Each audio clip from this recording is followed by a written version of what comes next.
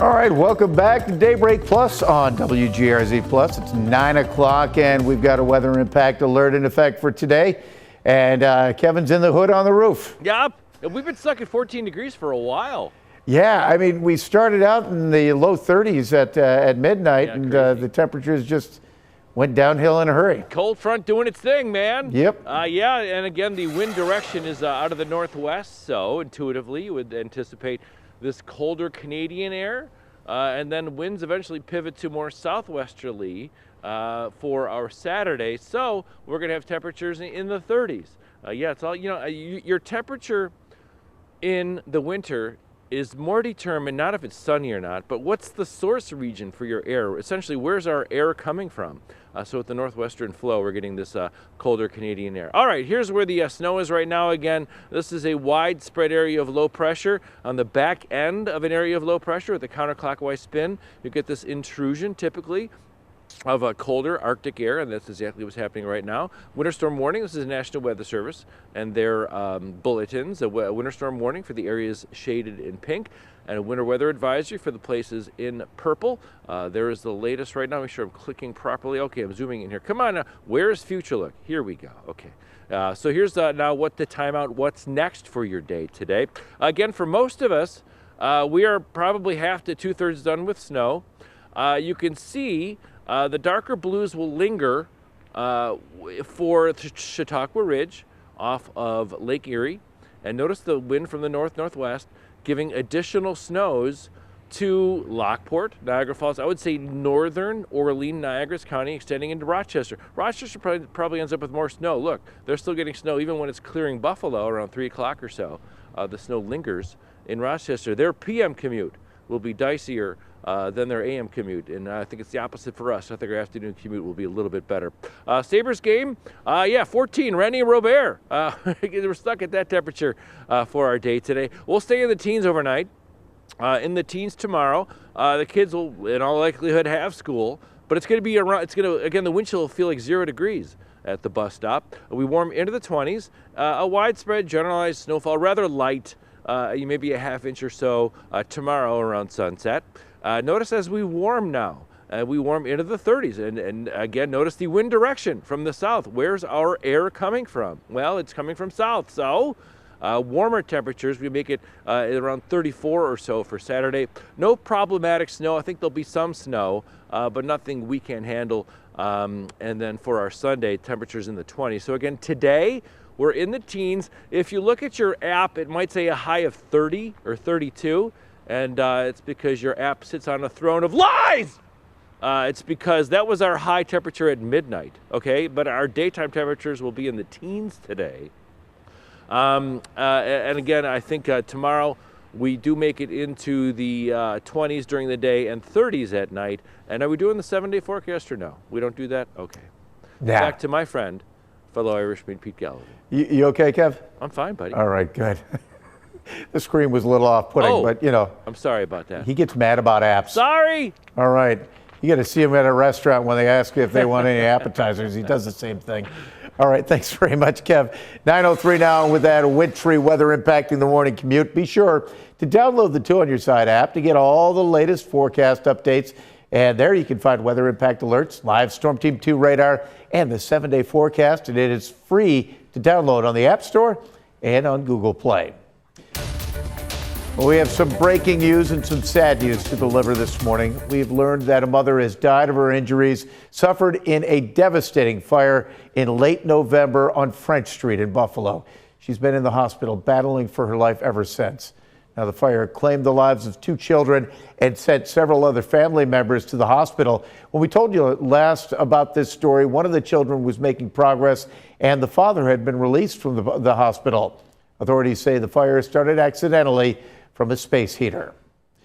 Another federal agent-related shooting has taken place in Minneapolis. Late last night, the Department of Homeland Security confirmed that a Venezuelan man was shot in the leg. DHS said it happened yesterday evening during a targeted traffic stop. They say the man ran out of his car, causing it to go and crash into another. And then he apparently assaulted the officer before 2 people came out of their apartment and also attacked the officer. That's when the shot was fired. This comes exactly 1 week after the deadly shooting of Renee Good, which happened about 12 miles from this shooting. With tensions rising, the city's mayor is calling it unsustainable for his police officers. We have approximately 600 police officers in Minneapolis, far fewer that are able to work at any given time. And there are approximately 3,000 ICE agents in the area. 3,000.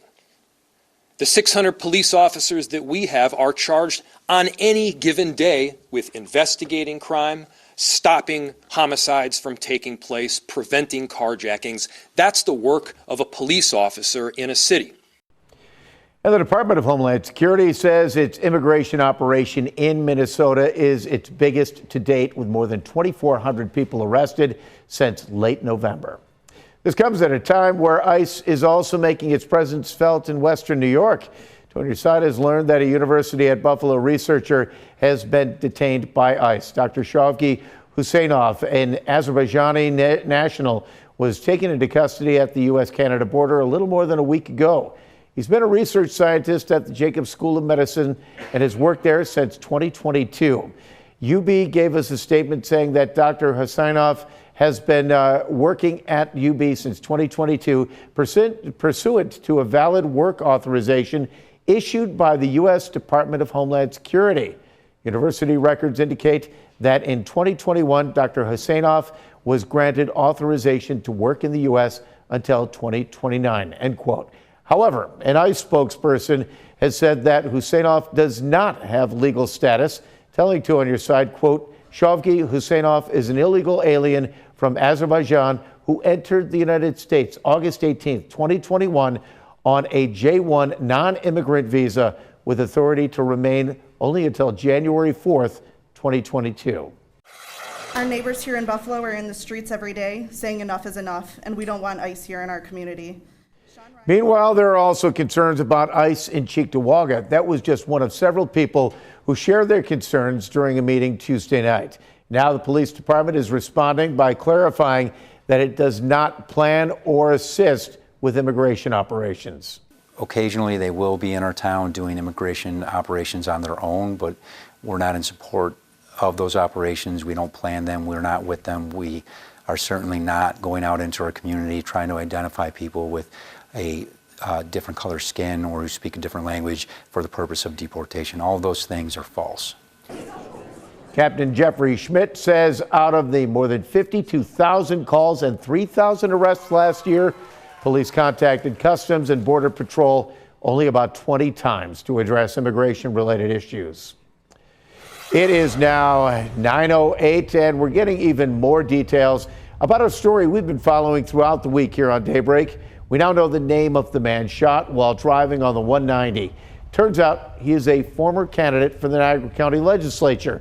Dante Richardson confirmed it to On Your Side that he was shot early Monday morning. State police say the 32-year-old from Niagara Falls was in a car with two others driving home from a downtown Buffalo bar. Another vehicle pulled up between the Vulcan Street and Kenmore Avenue exits, and someone inside started shooting. Richardson remains in the hospital after having surgery. State police say the shooting was not random and there is no threat to the community. The New York Attorney General's office is now looking into a deadly pedestrian crash involving an off-duty Erie County Sheriff's deputy. Investigators say last Friday, the deputy was pulling out of a parking lot on Elmwood Avenue near Allen Street when he hit 82-year-old Carl Sloan. Sloan died in the hospital. The sheriff's office says the deputy was driving his own vehicle at the time of the crash. Still, state law requires the AG's office to review any case where a police or peace officer may have caused a death, whether on or off duty. A man is recovering after being hit by a car in Buffalo's Larkinville neighborhood last night. The incident occurred at the intersection of Smith and Seneca. A city spokesperson tells us the man is believed to have walked out into the middle of the street as a result of being drunk. He was taken to ECMC. We're told his injuries are not life-threatening and they don't expect charges to be filed against the driver. An ex-bookkeeper is facing 8 years in prison for stealing almost $2 million from medical practice in Amherst. 55-year-old Bonnie Beauvais of Lancaster was sentenced yesterday after admitting to the crime back in July. Prosecutors say that from 2017 to 2024, Beauvais wrote checks to herself and altered records to hide the theft. She's already paid back more than $600,000, with more restitution still owed. Stay with us. We're going to take a quick break, but we'll have a look at weather and the rest of the day's news coming up next. Hey, Welcome now. back. 9:12. Have a seat. We're going to What's talk up, some buddy? football. I'm in. What do you think? I'm in. Where's the bar? We'll get there. We'll get there later. All right. We got a big playoff matchup to talk about between the Bills and the Broncos. And we learned a lot from practice yesterday, both the Bills side and the injuries they're dealing with, but also the defense that the Broncos are bringing to the table. Yeah. We got Jonathan Acosta with more on that story. At this point in the postseason, you will find elite units all over the playoff field. The Bills, they have the reigning MVP at quarterback and the NFL's top rushing attack. As for their opponents, the Denver Broncos feature one of the top defenses in the NFL. Denver ranked top 5 in both points and yards allowed. The Broncos led the league in sacks, thanks in large part to 14 from Nick Bonito. And playing alongside Bonito are 3 All-Pros, including first-teamer Zach Allen on the defensive line, last year's Defensive Player of the Year and cornerback Patrick Surtain, and then second-teamer in safety Talanoa Hufanga. The Bills saw this Denver defense last year in the playoffs, and they put up 31 points. But the Bills know the challenge that awaits them this week on Saturday at Mile High. They've got, number one, they got great players, interior and their edge guys. I mean, it's just a great defense, great scheme. You know, we are familiar with these guys from last year, very similar group, so it's going to be a tremendous challenge for us. They're built the right way. You got the guys up front. I think somebody yesterday in here mentioned up front with the combination of cover players that are top notch, and that bodes well to build a great defense. And I think Coach Joseph is one of the best there is out there, and does a great job of scheming things up, and they make it awfully hard for an offense to move the football. We played them last year, and they're a good team. It's a very respectful battle, but they're coming to win, and we're coming to win as well. And they have a lot of good players. Like, I like 15, I like 0, I like their whole front. Like they play very, very good ball, and we love it. Like, we love when players know and that they're good, and when it's good on good, because that's what shows if you're really supposed to be there or if you're really supposed to be on the next level or not. As for the Bills' injury report, good news with Josh Allen's status. The Bills' QB1 adding a knee and right finger to his foot injury on the report this week. But today, Allen going from limited to full participant. Kicker Matt Prater also full today, as was wide receiver Curtis Samuel, who's looking to come back from IR for a Bills receiver room that could definitely use the help. Ed Oliver and DeMar Hamlin both also in their practice window. Both were limited today. Ty Johnson, Jordan Poyer, and Max Hairston all missing practice for a second straight day. And we'll get one final injury report from the team on Thursday as they look ahead to this weekend's battle against the Broncos, which takes place in Denver, kickoff on Saturday at 4:30. On your side here in Orchard Park, Jonathan Acosta, Channel 2 Sports. All right. Thank you very much, Jonathan. Yeah, I see those big elbow braces. And the only thing I can think of, this got to hurt to be hit with, Oh, getting hit with the elbow brace? Yeah. Oh, yeah. But so I think that we've been talking about it all week. The Bills have been playing in this kind of scenario all season long. Next man up and dealing with injuries that you say, oh, this player's down, that's going to kill him next week. So I think they've got the experience to be able to deal with that. But it's an opportunity, at least for Keon Coleman, who had a bit of a redemption, a nice play against the Jaguars. They're going to need him to make a couple. Curtis Samuel coming; he's been sort of stored away, and now he's coming back. I think one of the things they like Shavers for and Gabe Davis for was they have great blockers downfield, and I think they're going to lose that aspect. I think it's going to be a James Cook game. I think the Bills are going to run heavy. I think they're going to. Get the heavy guys out there, maybe the extra lineman, David Edwards, and I think they're going to try to get James Cook to 100 yards. Yeah, and I think you're going to see a couple of 2 tight end sets. I think they're going to try to get heavy in the receiving game too, and kind of open things up. But that's the problem. People say, well, they've got the running game, but you need at least a little bit of the passing game to set up the running game. Yeah, a tweet I used to do, I did it for like a decade, was that the Bills and the Sabres aren't allowed to be good at the same time.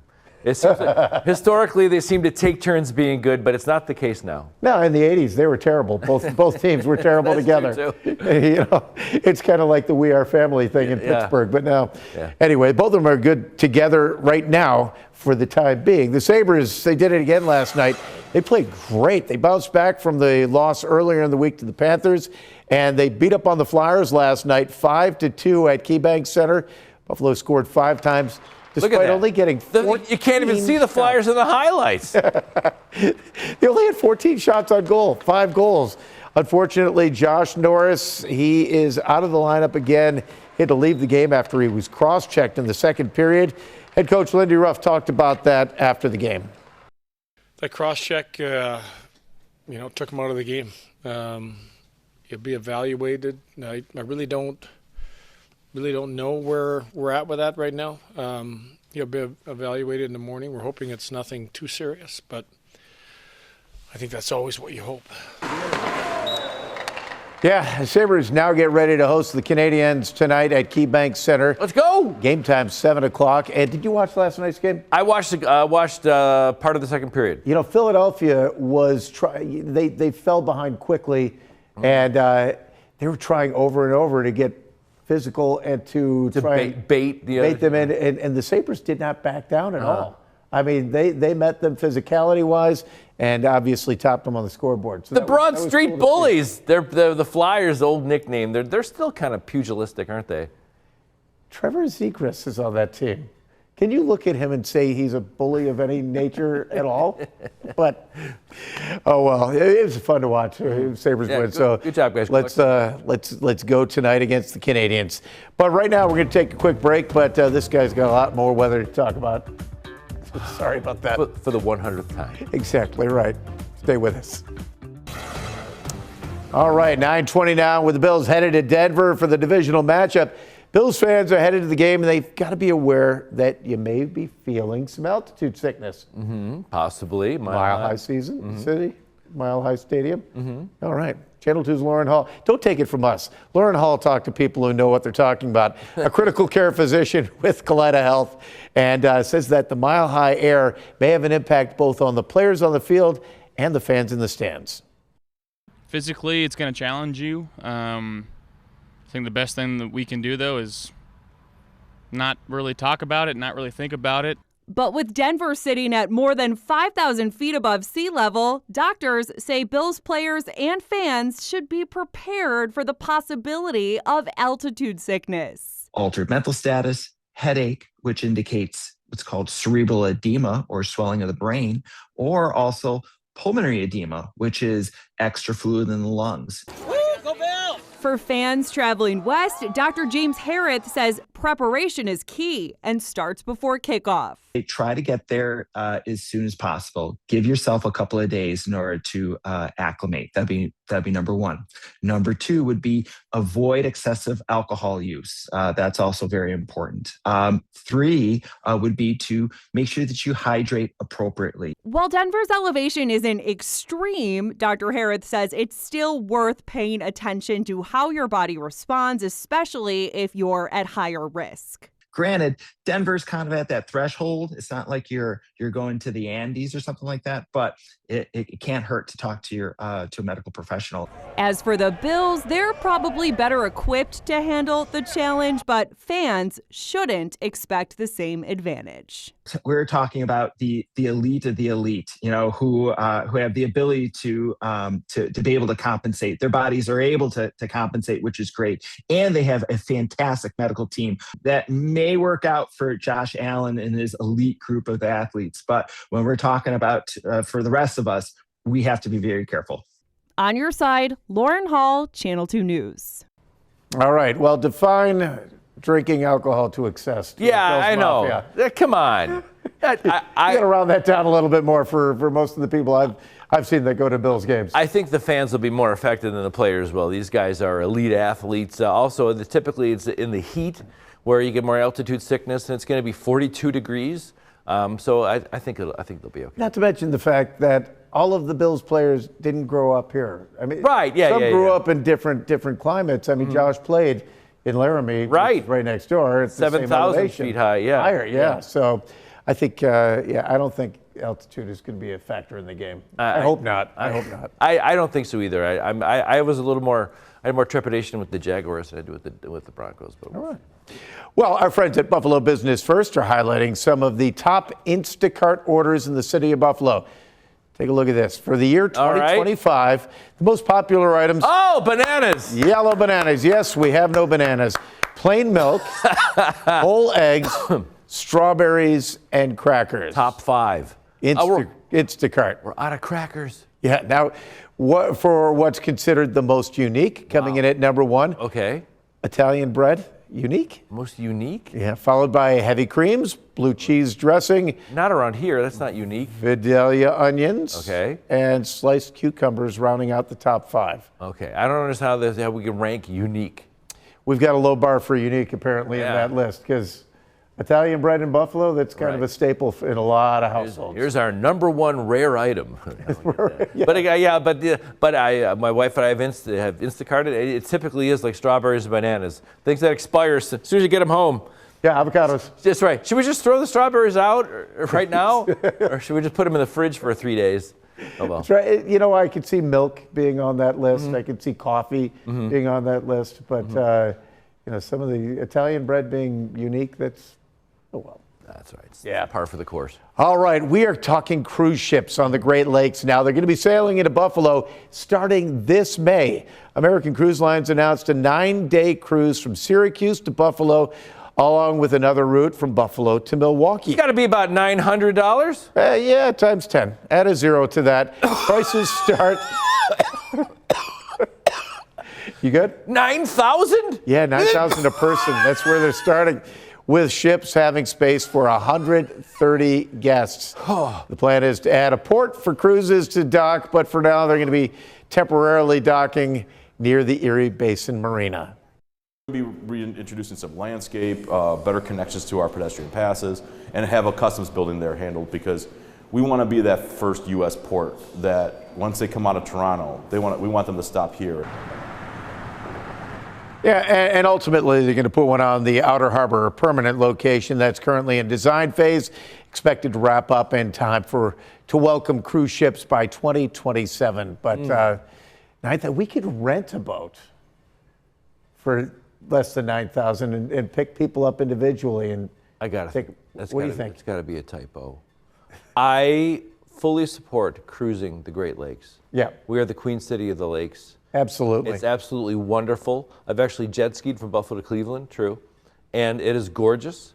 Milwaukee is a beautiful city on the Great Lakes as well. Green Bay, Chicago, all accessible right on the Great Lakes. But for $9,000. Yeah, there's got to be a catch to that. That's I can't see the prices starting. Well, once the cruise lines start, we'll see. We'll investigate a little more. We'll investigate. Give us a little cruise. We'll see what we think about it. Yeah, and by the way, you wound up in Cleveland because you missed Hamburg Beach and you got lost. Oh, that's right. I tried to take that cruise from Buffalo to Niagara Falls, but there's a big dip in the end. Exactly.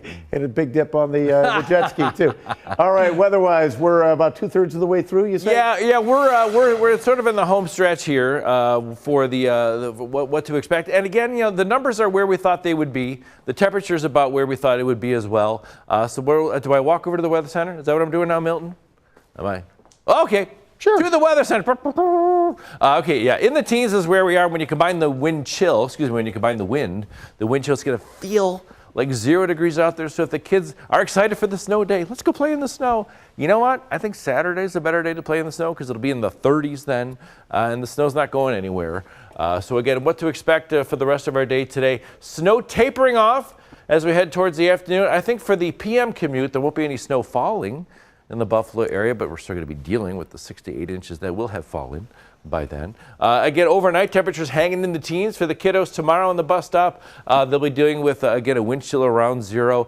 You see like a generalized snowfall moving through in the afternoon. Temperatures rising through the 20s, but nothing really impactful over the weekend snow-wise as well. I think the big weather story beyond today will be the frigid temperatures, not just for us, just about everywhere east of the Mississippi. We're talking snow in Georgia, maybe some snow in the panhandle of Florida, for goodness sakes. But for us, a wind chill around 0 today, snow tapering off, conditions improving. If you have an errand to run, later on in the day, when everybody gets out there and the plows do their thing, you'll be A-OK. Light snow midday tomorrow. Temperatures climb through the 20s. And again, it's sort of a non-diurnal temperature pattern. We're going to climb through the 30s Friday night into Saturday. Saturday's high around 34 or so, into the 20s for a high temperature on Sunday. I'll click over to the next zone as well. Happy Martin Luther King Jr. Day, 3-day weekend, temperatures in the teens. Look at these high temperatures coming. Wow. Yeah, and that could fire up the lakes as well. So again, we are prone with these temperatures well below average to more